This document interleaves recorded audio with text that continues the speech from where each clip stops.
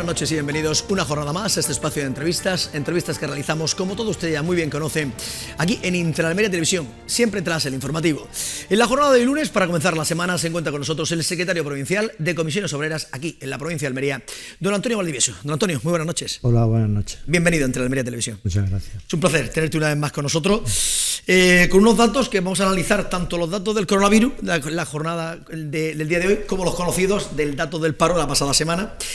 En cuanto al tema del coronavirus, en 2 días, porque hay que recordar siempre que los lunes son los datos del domingo y del lunes unidos, tan solo 56 personas han sido contagiadas en la provincia de Almería, a diferencia del resto de toda Andalucía, con unos datos de 207 casos hasta 427, por ejemplo, de los de Cádiz y los de Sevilla.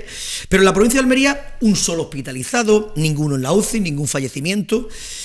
La tasa en Almería Capital se baja en este caso a 78,0 casos por cada 100.000, en la provincia 65,7 casos, o sea que unos muy buenos datos, pero bueno, no podemos lanzar las campanas al vuelo, porque el virus sigue estando aquí. Sí, por supuesto, el virus está aquí todavía y va a seguir estando. Yo creo que estos datos en Almería son bastante significativos y bueno, yo creo que las cosas se están haciendo bien, si la gente está asumiendo individualmente su responsabilidad y después también pues a nivel social, a nivel de también las empresas, los centros de trabajo, se están llevando a cabo las medidas COVID pertinentes para controlar la pandemia y bueno, ojalá que también la vacunación siga avanzando como lo está haciendo en esta última fecha, batiendo récords día tras otro y podamos llegar lo antes posible a un mayor número de personas vacunadas que nos permita tener esa famosa inmunidad de rebaño y que bueno, esto lógicamente pues lleva aparejado lógicamente un aumento del nivel de actividad tan necesario a nivel general, pero sobre todo en nuestra provincia. Lo que sí estamos dándonos cuenta, y bien lo comentabas con la situación de la vacunación, esos 8.000 y pico, 8.200, 8.300 casos, o sea, en este caso dosis que se están inoculando a cada uno de los almerienses en este caso, va evolucionando, pero lo que sí está claro es que cuantas más vacunas tengamos, mejor, porque más se puede ir avanzando, pero lo importante es que llegue la materia prima, eso es lo fundamental, que lleguen las vacunas. Sí, claro, así, pero bueno... Se puede tener de todo, pero... Bueno, parece ser que el ritmo que estaban llegando ahora es bastante importante, se espera también que sea igual de intenso en las próximas fechas y lógicamente, claro, dependemos del suministro de vacunas, está claro, pero bueno, parece ser que los problemas parece que se van solventando. El retraso parece de vacunas, parece que en estas últimas fechas se está incrementando la llegada de vacunas y si esto sigue así a estos ritmos, pues se pueden cumplir los plazos que más o menos se habían establecido para mediados de agosto poder alcanzar, o finales de agosto, poder alcanzar esa inmunidad de rebaño. Dentro del COVID, aunque no tiene nada que ver con el COVID, sí, el año pasado se suspendió la operación Paso del Estrecho por esta situación. En la noche de ayer nos enteramos de que, en este caso, el gobierno de Marruecos, el reino de Marruecos, hay que decir, ha suspendido, que no quiere ningún barco que venga de Almería, ni de Alicante, ni de Algeciras, ni de Valencia. Eso sí que va a empezar a repercutir en la provincia de Almería con esta situación, ¿no? Bueno, esto yo creo que es un jarro de agua fría, pues quizás por tal como está la situación a nivel diplomático, por la situación originada por el Estado de Marruecos. Bien, es una noticia que estábamos esperando, el que se produjese la renovación, es decir, que se pudiese realizar esta operación Paso del Estrecho, porque lógicamente al ser Almería uno de los puntos, junto con Algeciras, de mayor tránsito, pues esto genera unos ingresos muy importantes en la economía almeriense. Por lo tanto, yo creo que, en fin, nos va a perjudicar este conflicto diplomático que hay a nivel del Estado español y del Estado de Marruecos. Y bueno, yo creo que, bueno, pues lamentablemente se mezclan churras con merinas respecto al gobierno de Marruecos y yo creo que están haciendo una política totalmente equivocada. Y bueno, esperemos que la diplomacia lo resuelva lo antes posible, porque yo creo que tanto España como Marruecos no podemos vivir de espaldas, porque al fin y al cabo somos vecinos cercanos y yo creo que tanto uno nos necesitamos como el uno al otro, como el otro al uno. Por lo tanto, que se resuelva lo antes posible, que será un bien para todos. Analizábamos los datos del coronavirus en la provincia de Almería, obtenidos en la jornada de hoy. Somos la provincia que menos casos tiene de toda Andalucía. Y sin embargo, cuando vamos a analizar la situación de la provincia de Almería en los datos del paro, Almería está estancada por completo. Sube el paro y encima la precariedad laboral también sube, con la situación de que somos la única provincia de toda España en la que sube el paro, mientras que en el resto baja. Antonio, si quiero que estés con nosotros es para que nos hagas luz qué es lo que está pasando en Almería con esta situación, que vamos con el pie cambiado por completo. Cuando todos bajan, nosotros subimos. Bueno, esto es una circunstancia que, independientemente de la situación de pandemia, ya veníamos diciendo, alertando durante estos años pasados. Por la forma o por las características propias que tiene nuestro mercado laboral, con una dependencia muy importante del sector agrícola, tenemos que tener en cuenta que solamente en el sector agrícola, en el campo, en torno a 50.000-60.000 empleos que estén registrados en la Seguridad Social, más otros cerca de 30.000 en el manipulado. Esto hace que con el cierre de campaña, que estamos prácticamente ya en él, finales de mayo, principios de junio, pues hay un tercio prácticamente de la población laboral activa en la provincia, pues pasa a situación de desempleo cuando tienen prestaciones. A eso hay que unirle que, bueno, el resto del sector servicios pues también ha estado muy golpeado durante esta crisis de la pandemia, y los datos que tú aportabas y con el levantamiento del estado de alarma y de la relajación de las medidas económicas, de aforos, de apertura de locales, etcétera. En Almería, el caso que también nos diferencia del resto de Andalucía y del resto de España, pues ese tirón del sector servicios, del sector turístico, de restauración, no se ha producido para compensar, como se solía pasar en otros años, el final de la campaña agrícola.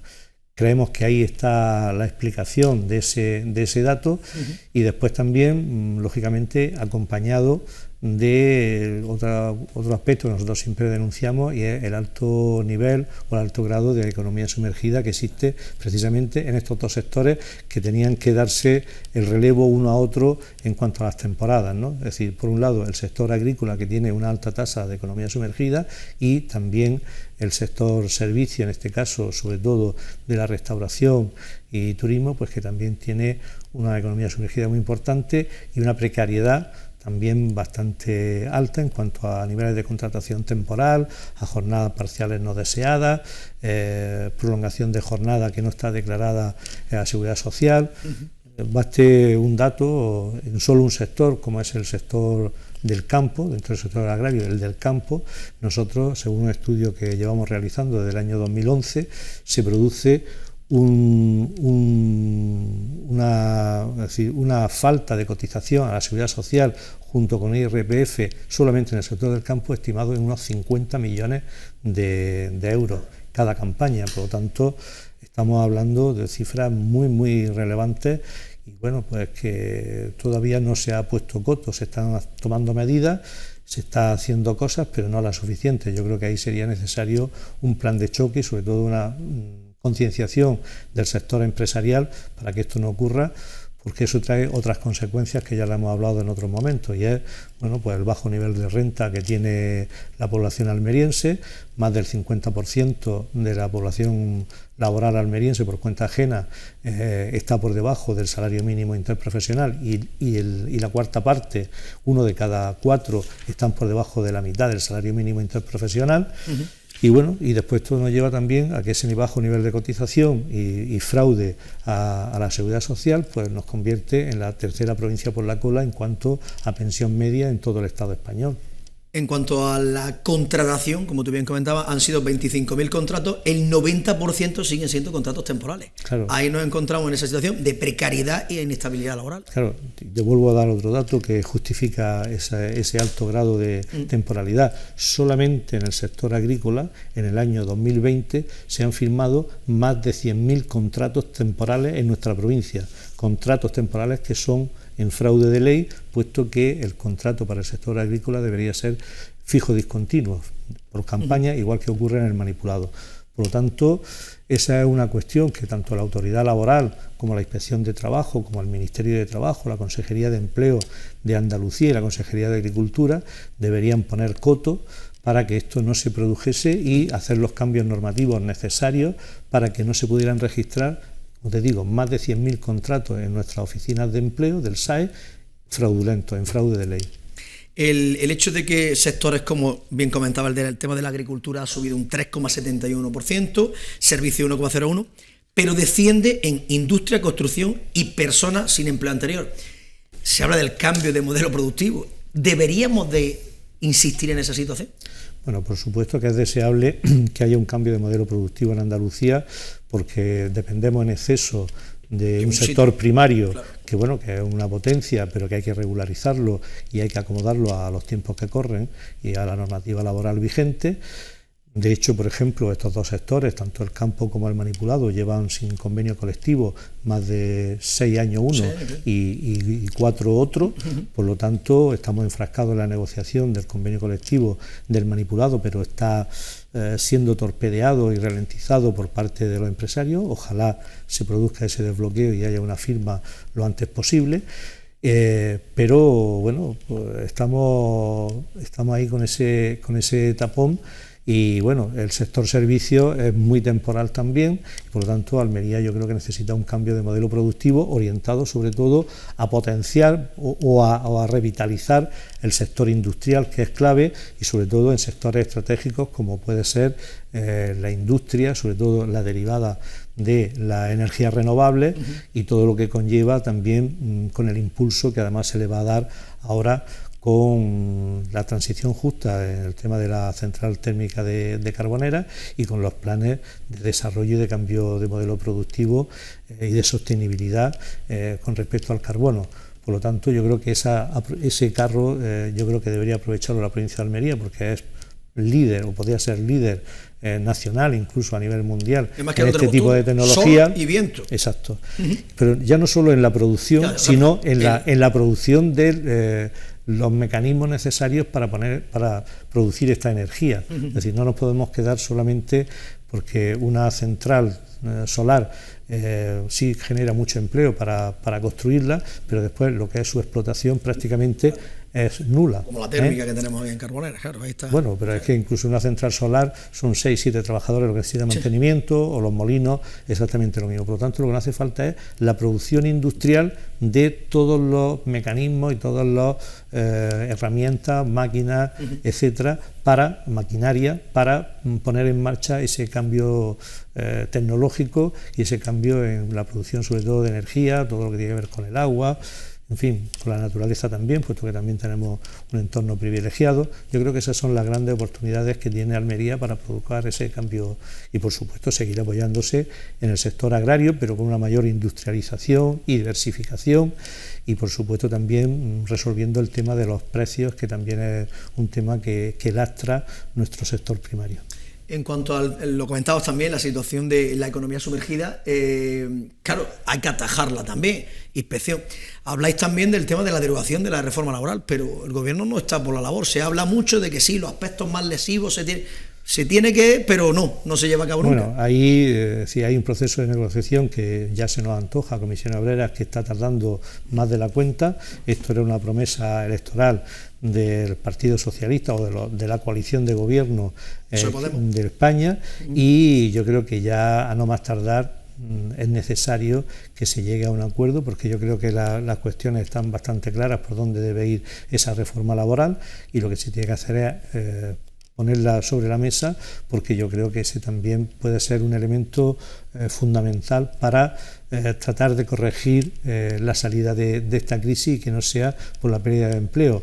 No podemos permitirnos que después de todos los ingentes recursos que se han destinado a mantener el empleo en la salida de esta crisis a través de los ERTE, pues que cuando la situación económica, a través de la situación de pandemia, lo permita y se pueda reactivar toda la economía, pues nos encontremos que de golpe todos esos empleos se conviertan en personas que van directamente al paro, porque las empresas aprovechen la situación para aligerar los costes laborales de sus empresas y beneficiarse de ese vacío que ahora mismo dejó en la reforma laboral, y que no es comprensible que, por ejemplo, empresas como la banca o el sector textil, que están aportando y están generando beneficios en esas empresas, y que incluso en muchos casos, como el tema de la banca, han recibido fondos públicos, pues ahora se permitan el lujo de despedir de forma masiva a muchos de los trabajadores que estaban en plantilla.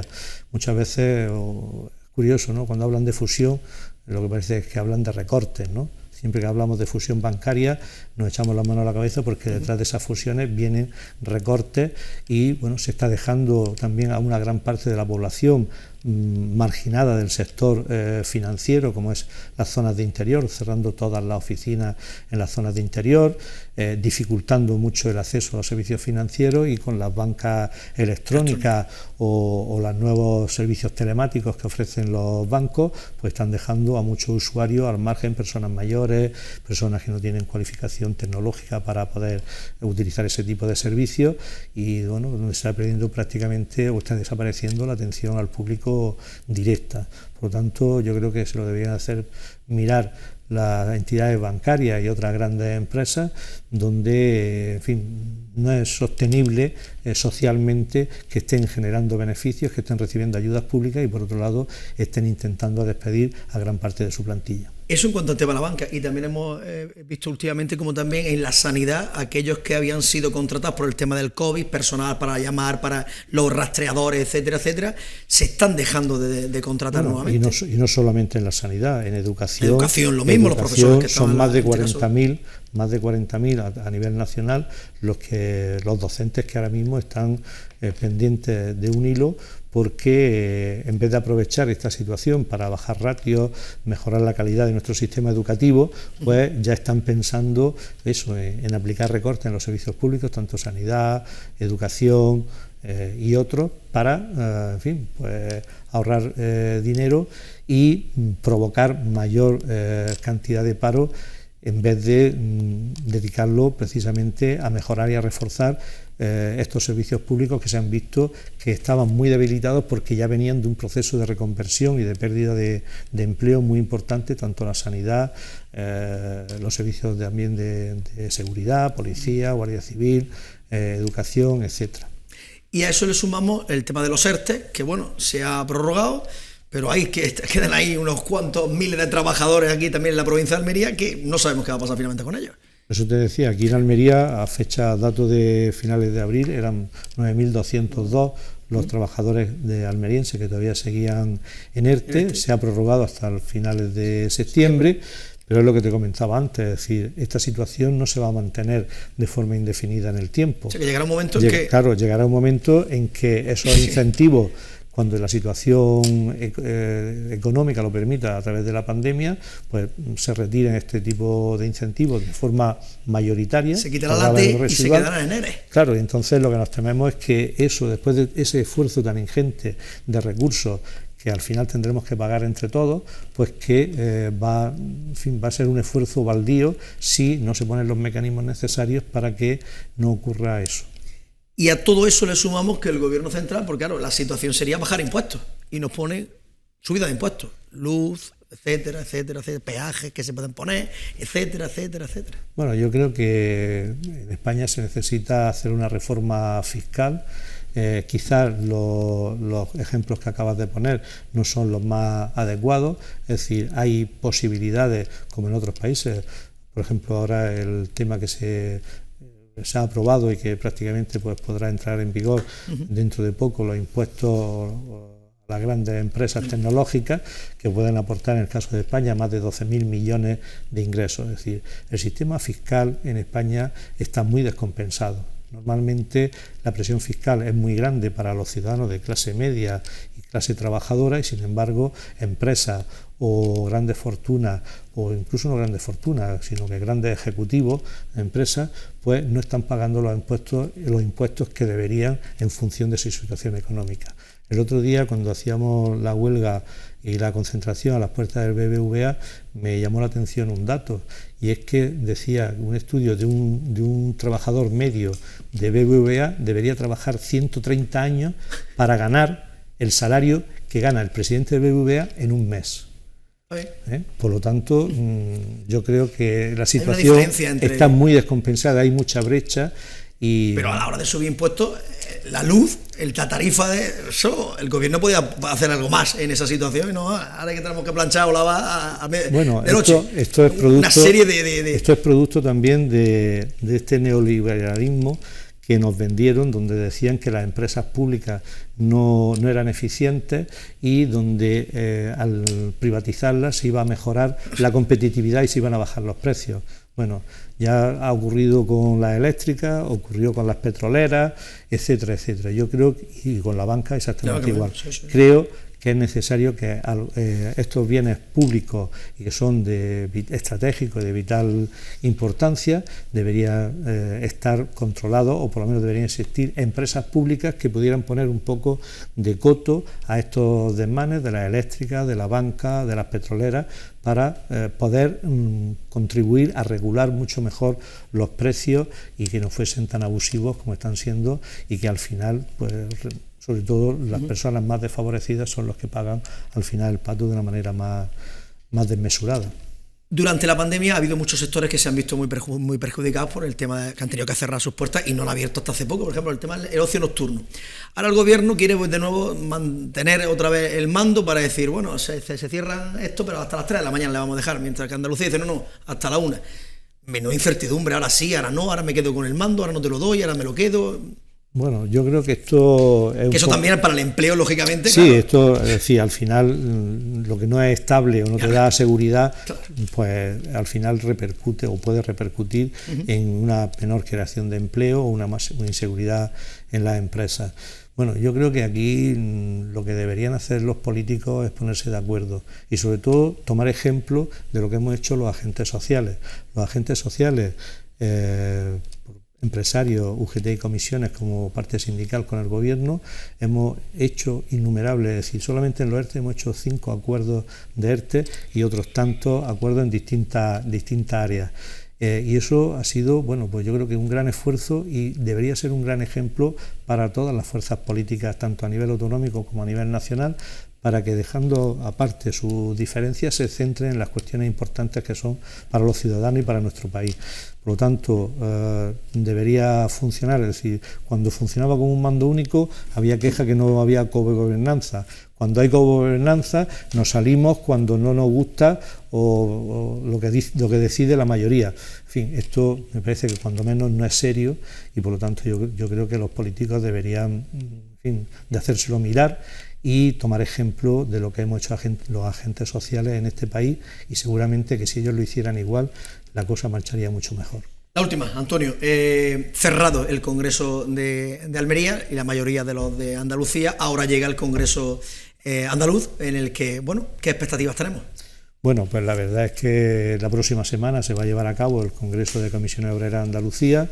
Las perspectivas son bastante buenas. En estos últimos 4 años el saldo, en fin, el balance ha sido muy positivo, tanto en elecciones sindicales como en afiliación, en contra de lo que se podía pensar.